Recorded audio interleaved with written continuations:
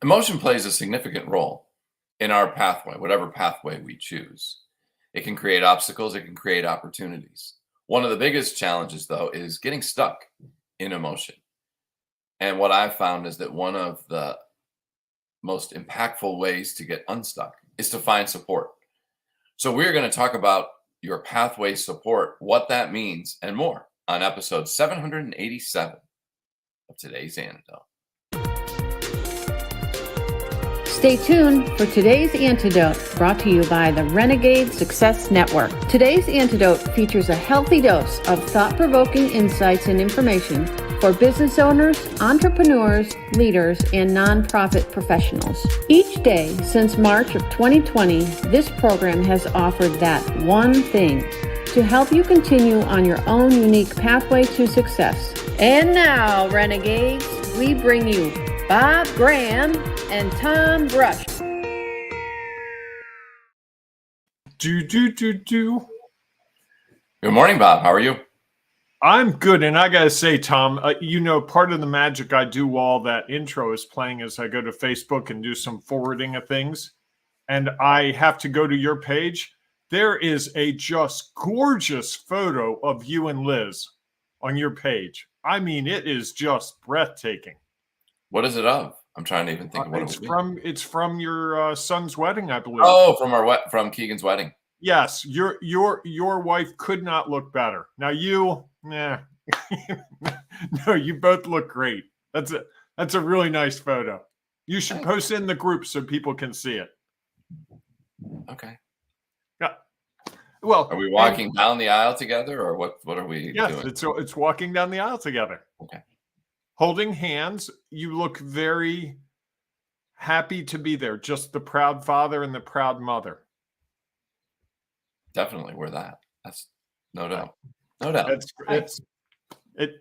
It caught my eye immediately. Nice. So there you go. And I'm sure, your wife is our marvelous voice artist who does that great opening for us. So people who have listened to this program or watched this program have had a connection to Liz, whether they know it or not. They probably like to see if the voice matches the person, right? Okay. Not to force you into anything, but That's you can put it on Facebook. It's kind of fair game, right? I didn't put it there. Someone else put it there. My son, okay. I think, shared it, or I don't know, maybe somebody else. I did not share that myself. Oh, you're actually correct. It would be an Isabel posted that. That would be our daughter-in-law. Okay. Well, there you go. She's proud as well. Certainly. I'm sorry. I thought you posted it. I didn't mean to. That's all right. I'm not ashamed of it or anything. It's just I did not post it. There you go. Yeah. So, folks, if you go to the Ring of Renegades Facebook group somewhere in the next couple hours, Tom will post that photo so you can see what Tom and Liz look like, right? Or you could go to my Facebook page and you could find it there. Well, I'm not sure how that content is impactful in our group. I don't know. Maybe it is. You never know. You never know. We'll see. Fair enough. All right, everybody. Good morning and welcome. And now, Tom, I feel like I've outed you, so I should probably out myself. If you go and look at my Facebook page, I think you'll see a photo of me, not me, but 2 containers of alcohol. I was at a brewery yesterday with someone, and I didn't notice, but they took a picture and tagged me in a photo. So I will say that the beverage looks far better than I look. So a wise fashion selection by that person to put the beverage and not me in the image. Judgment on yourself. It could be. All right. Time to move forward, I believe. Welcome Time to move forward. Antidote, there you go. Our daily broadcast and podcast, where each week Bob and I have a conversation around a topic. Since the start of the calendar year, we've been talking about your pathway and all the things that happen along that pathway. And we're going to continue that conversation. As I mentioned in our opening, we're going to talk a little bit about support and what that looks like. We talked last week about emotion and we can get stuck in emotion, and sometimes we need some help to get out of it. So we'll talk more about that in just a minute. And as we go through that conversation, if you have thoughts or ideas that you would like to share, please feel free to put them in the comments, because we know that'll add value to the show. And, Bob and I don't have all the answers. We have a lot of questions. We might not have all the answers.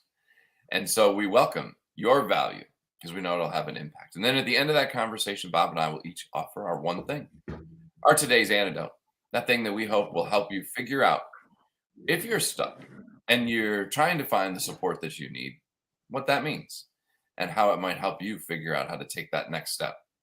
And of course, if you have a one thing, even if you think that one thing might be so common that everyone knows it, pretty sure that not everyone knows it. So please feel free to share it, because it might be exactly what someone else is looking for to help them continue along their own unique pathway to success. Before we dive into that conversation, though, every morning, Bob and I share our celebrations. So, Bob, what are you celebrating today? I like a good customer service story, Tom. You do.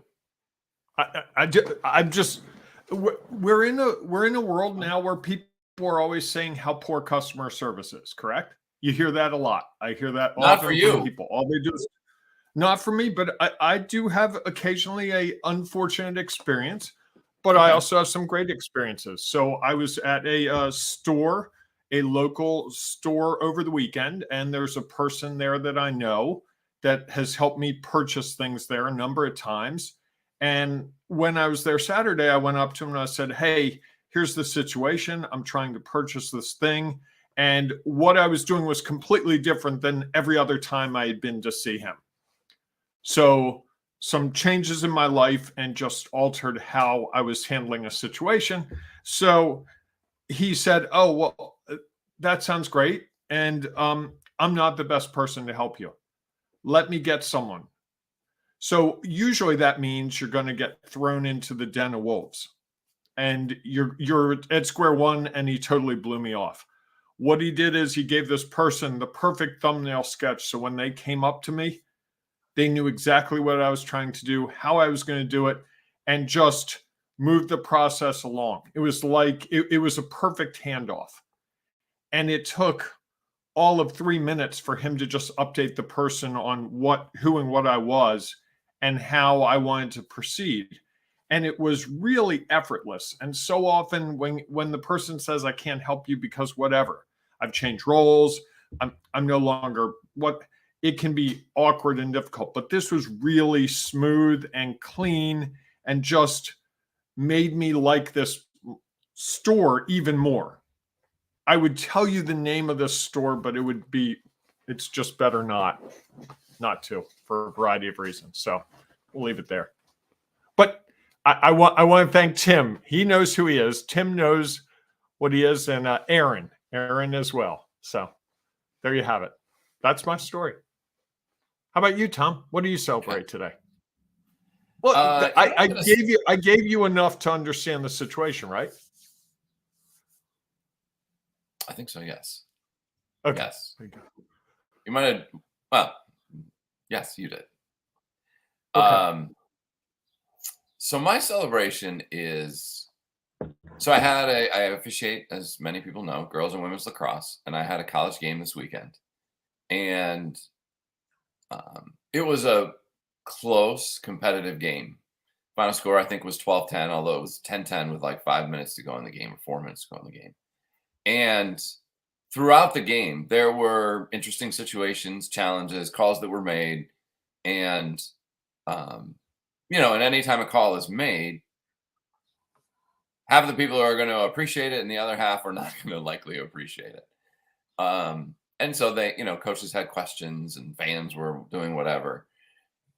And at the end of the game, both coaches came up to us as a crew and said, thanked us for the game and said they appreciated how much we communicated with them. And, knowing that there are going to be calls that go against them or for them. And, throughout the game, you hope that you get the correct calls when somebody goes back and looks on it on tape, even though they might not agree with it at the moment because their perspective was unique. And that I thought was helpful feedback. That throughout all of that, they valued the fact that we were willing to come over and communicate them with the calls. Because many times, coach is not happy about a call, you're not necessarily going to want to walk over there and have a conversation around it. And the discussion might not be the most productive to begin with. Yes. And I think, though, that I think us communicating them at least allows them to know what our perspective was. I had a play that was in front of me, and I couldn't see everything that happened. And so I made a call that could have been upgraded, possibly. And from my perspective, that's not what it was. Well, the coach obviously had a different angle. He was 45 degrees different than I was. Yet he was, 100 yards away, almost. Not quite 100 yards, but almost. And, so obviously just different perspectives. And so when he asked me about it, I just shared, this is what I saw. This was the angle that I had. And, one of my partners I would have had a different angle and similar angle to you, and yet they didn't call anything. So I think this is what we have. Mhm. And I think that so often that's just like anything else, is that, if you're a supervisor or a leader and you have a team member that you're uncertain about, if you at least communicate to them, like, here's the challenges that I see from my perspective, and have a conversation around it, that communication can help people understand. Doesn't mean they're always going to agree with your perspective. And yet I thought that it was just impactful feedback to get, because those situations can sometimes be tense and not have a lot of effective communication going on. I see two themes here in both of what we shared. Communication Communication being one, yes, the power of Yes. communication. In both cases, the ability to communicate was central, but also the role of emotions Sure. in the situation. When the person I was working with all the other time said, "I no longer, you're out of my wheelhouse. I need to point you to someone else," that caused some emotion. Like, oh boy, here we go. This could be a nightmare. Wow, I shouldn't have walked into this store. Maybe I need to go somewhere else. If I'm going to start at ground zero, I might as well start at complete ground zero.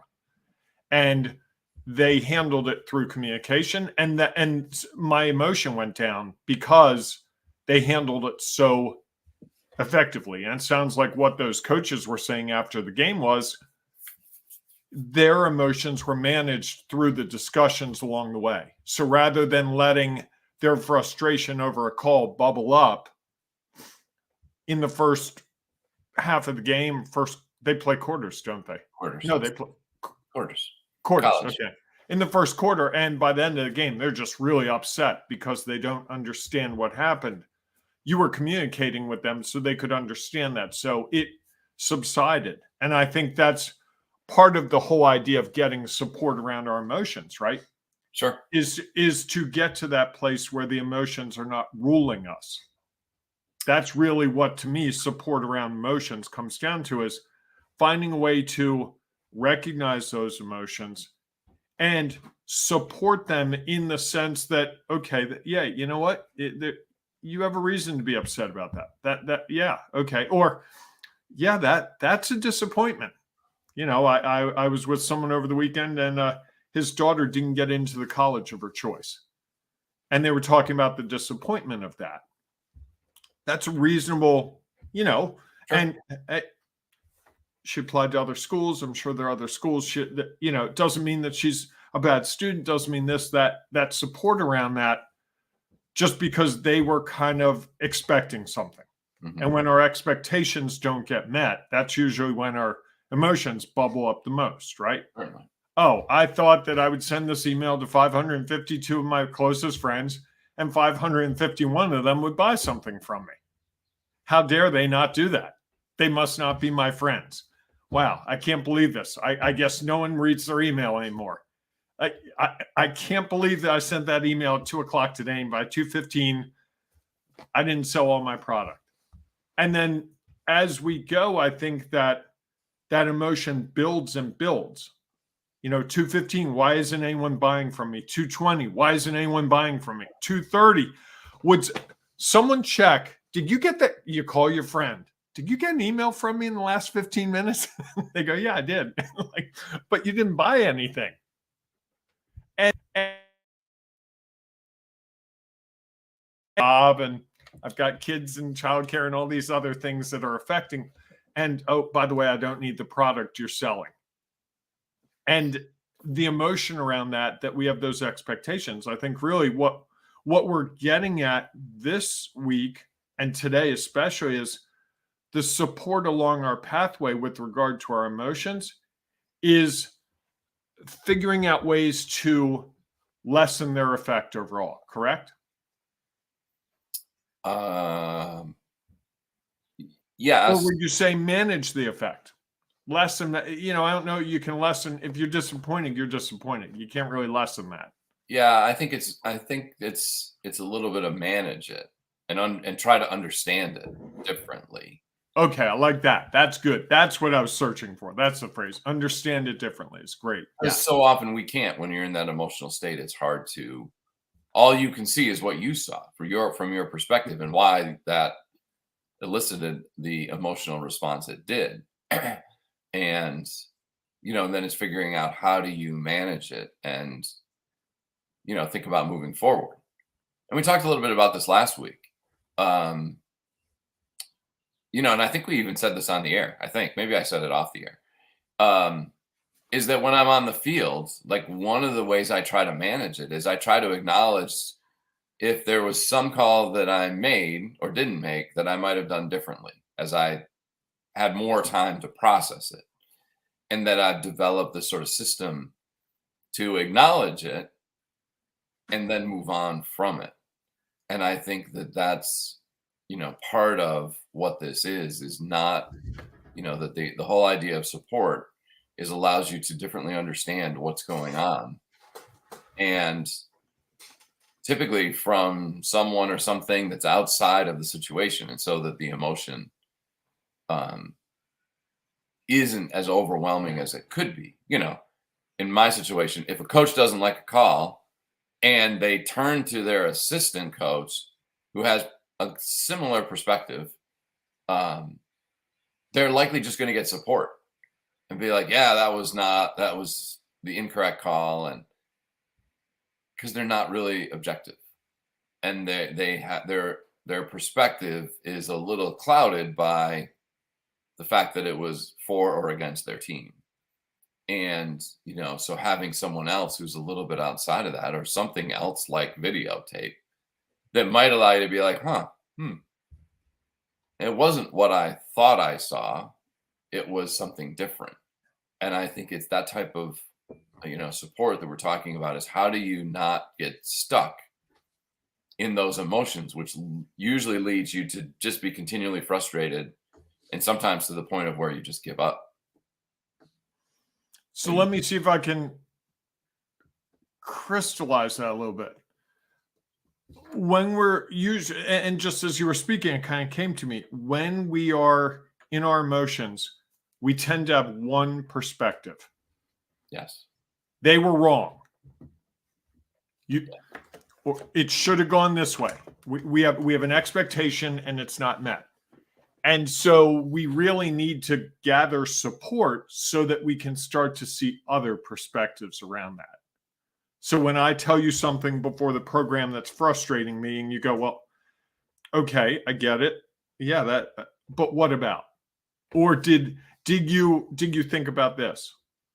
Or maybe that person's perspective wasn't the same as yours. Because I think we tend to be in our own heads, right? Certainly. But I certainly have days where I'm like, my thoughts are the only one. Everyone should be thinking exactly what I think. I think we're all prone to that at times. Of course.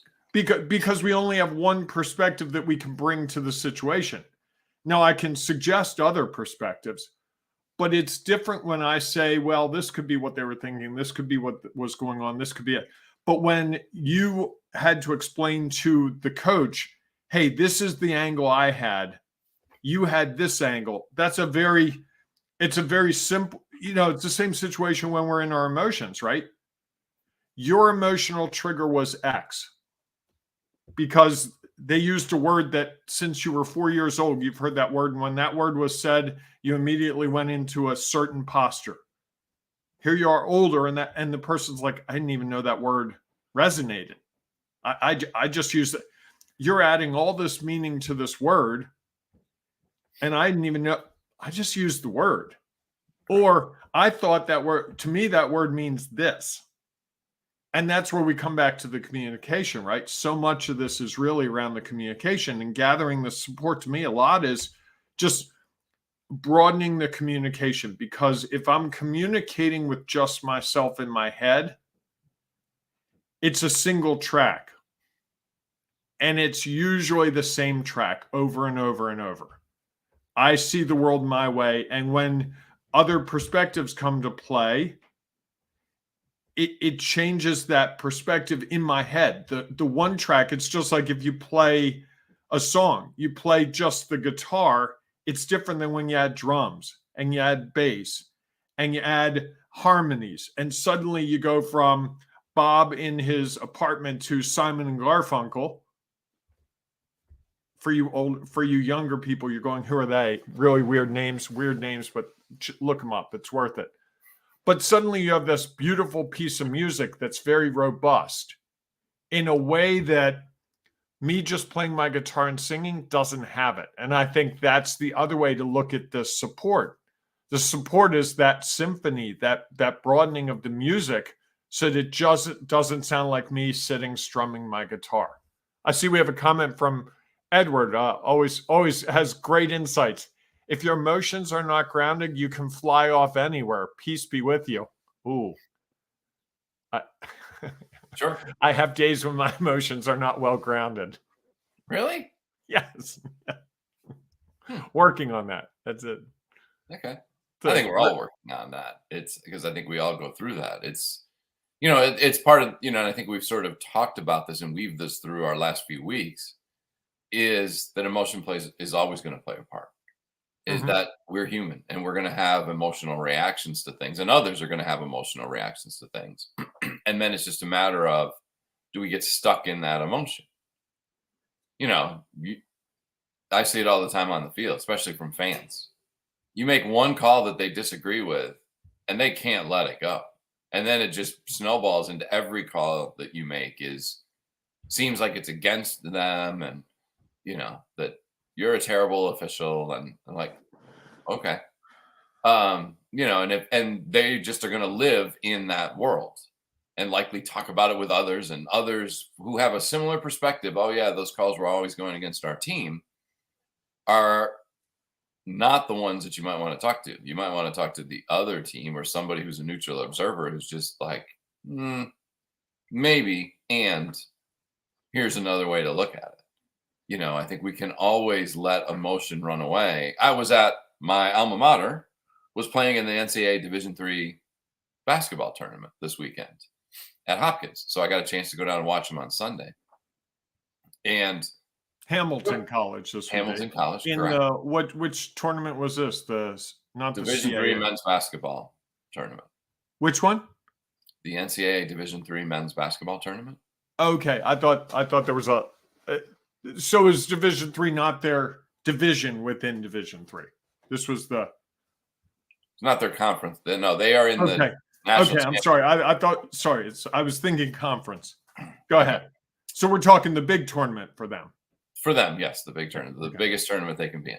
Okay. And there were some interesting calls. Again, as an alumnus, I'm a little biased in that regard. And yet, as an official, I also have a different take on it a little bit.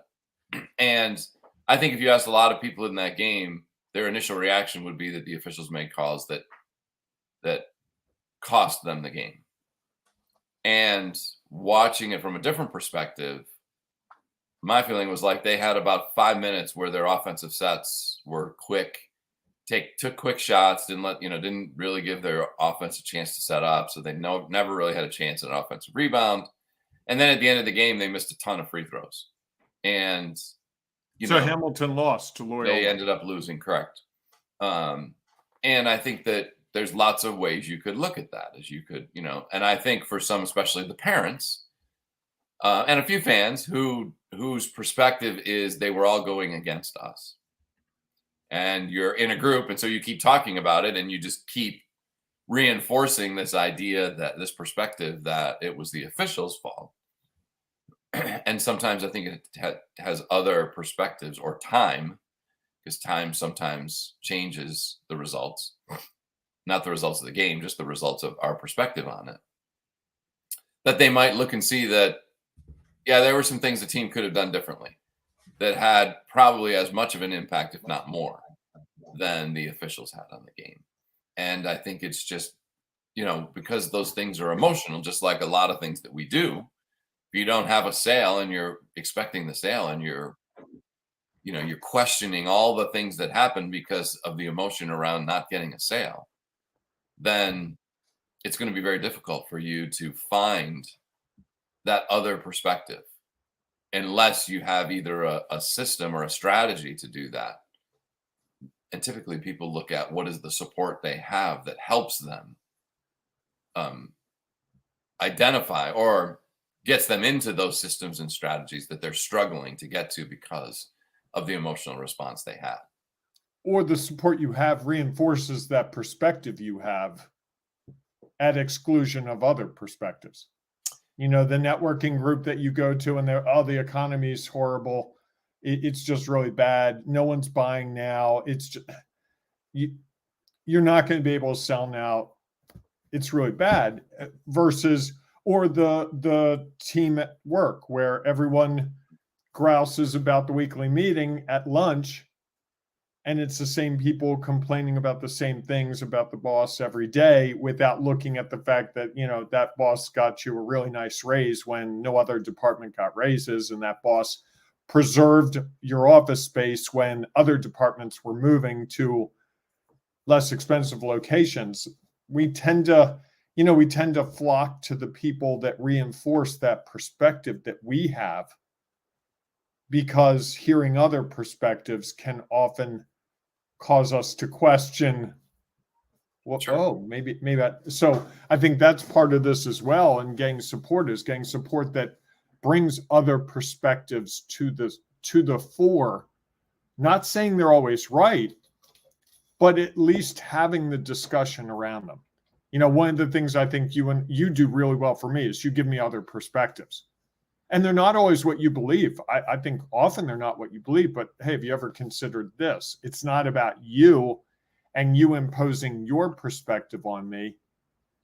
It's around you giving me alternatives. Or, you go to a conference and you're thinking the speaker is going to tell you about one thing, and they tell you about something that they spin it a completely new way. And you're like, whoa, everything I thought I knew about this topic is suddenly not what I thought it was.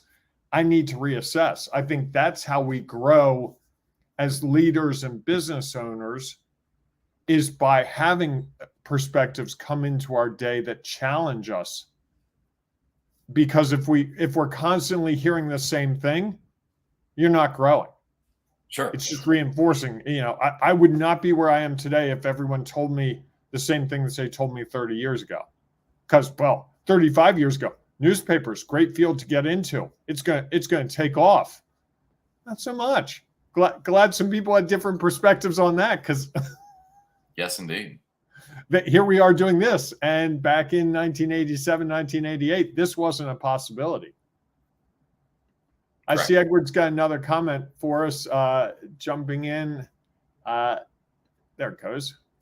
As a 9-season quarterback, the entire offense in the huddle, if they catch me upset after a play, they in turn also get shaken. Be cool. So he was a quarterback. The entire offense is in the huddle. If they make a catch, things are good. He's upset. Am I reading that right, Tom? Yeah, if the offense in the huddle sees him upset after a play. Okay, I'm sorry. I was the punctuation was throwing me. You're such a literal person. You were so focused on the punctuation and not the words of it. that it was.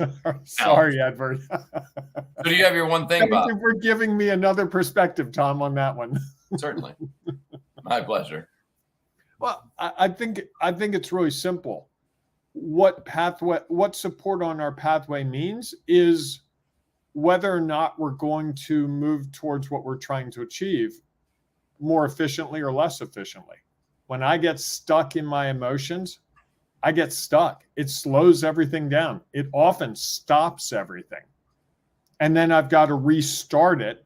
And the time to restart it takes a lot of effort and there's a lot of, oh, do I want to do this again?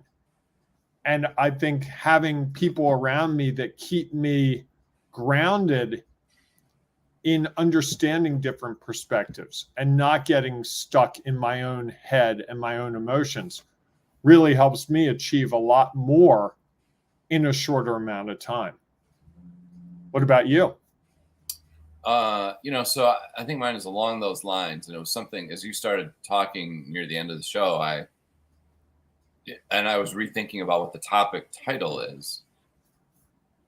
I think that pathway support, what to me it means is it's not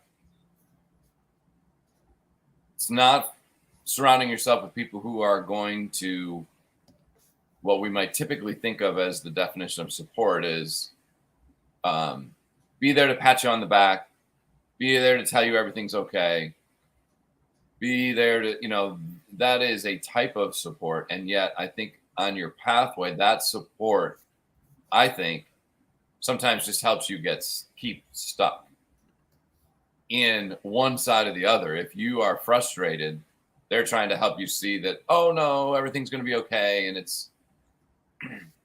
I think that's just shifting the emotion. Same thing if you are ecstatic because you just made 5 sales and people are like, oh yeah, you're great, it's awesome. I think you just keep staying in the emotion.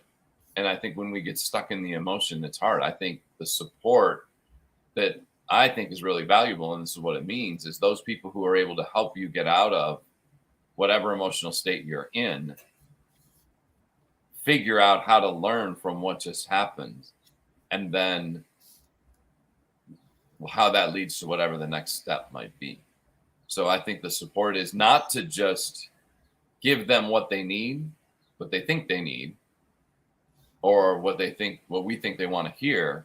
It's really to almost interrupt the pattern that they're in so that they can start to understand differently what's going on, learn from it, and then figure out how to move forward. I like that. Sounds like it'd be really helpful.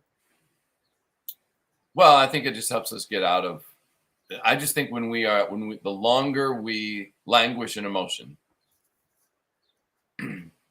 the less likely we are to learn. And I think the less likely we are to learn, the longer it's going to take us to get to our desired destination.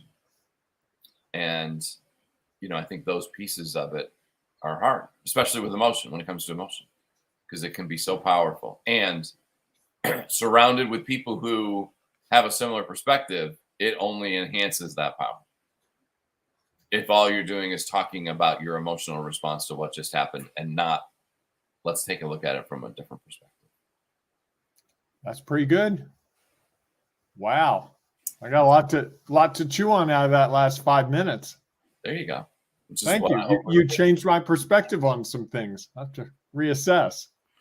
All right, everyone. If you have one thing you'd like to share, please feel free to put it in the comments, because we know that your antidote will add value to someone and have an impact for what they are trying to do. Whether you share it now or if you're someone who's watching the replay, please feel free to put it in the comments, because we know that it'll be beneficial for someone. And if you haven't been listening to the podcast, we understand there's no opportunity to share your thoughts and ideas or your antidote.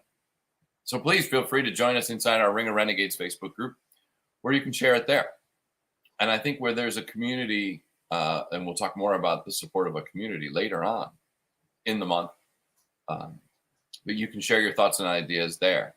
And you might find someone in there who is providing the support that you might need at the moment because of a question that they ask or a different perspective that they provide that makes you pause and think a little bit differently about your emotion as it relates to whatever just happened. So we look forward to seeing you inside the Ring of Renegades Facebook group. If not, we will see you tomorrow morning, 7 a.m.-ish, for our next episode of today's Antidote. Enjoy the day, everyone. Hey, folks, embrace the renegading you. It's really worth it on this beautiful Monday morning. You got a full week coming. Embrace the renegade right at the start. I like that. All right. We'll see you soon, everyone. Thanks for listening to today's Antidote, powered by the Renegade Success Network. The Renegade Success Network helps you confidently create your own unique pathway to success.